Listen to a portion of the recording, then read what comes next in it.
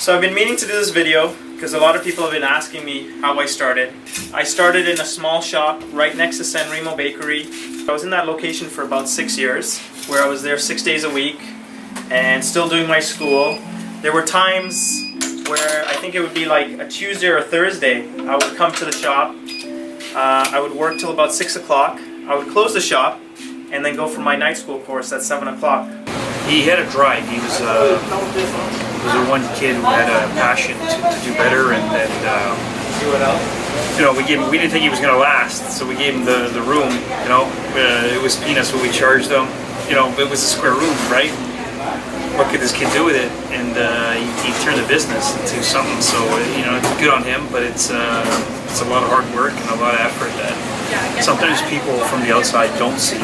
And Mohamed, you know, he surprised us all. He did it. I was always the kind of guy who loved fixing things, so I decided to go into the engineering field. But at the same time, I loved sports. I loved the racket sports. I loved hockey. I loved the various sports. Being from East Africa, my dad used to play a lot of cricket, so he grew up with sports in his blood, and so did I. There came a time in my life where I said, you know what? I need to make a decision as to what kind of a career path I wanted to do. I'm in engineering right now. I have my own small business, which it's growing and I'm very passionate about, because there's always something different I'm doing every single day. So I decided I can give this a shot. I really enjoy what I'm doing here at the store. I thought to myself, I need to become better at what I'm doing. So I looked at ways in how I can become a better stringer by looking at courses online, and I ended up finding a course out in Florida that they were holding. And at the time, being a startup, it was not affordable in any ways.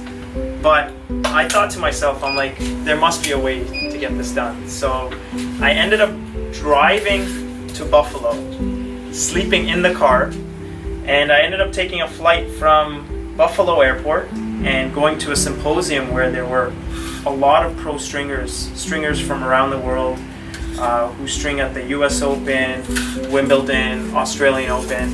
And one of the guys that taught me how to string was Richard Purnell.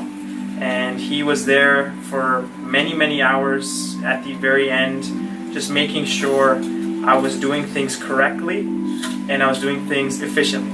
A lot of the customers would be repeats, they would be coming back. They really appreciated the service they were receiving.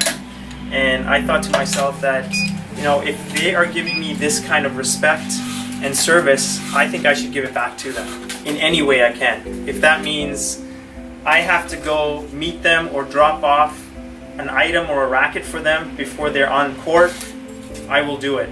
I think that's the best way to go about it. I've definitely been able to see the community grow. Kids come into the shop and now they're a teenager, they're going to university. But I've been very fortunate to touch their lives and be able to be there for them. I made sure that I didn't create this store just like any other store. I want to make sure that when they come in, they are welcomed.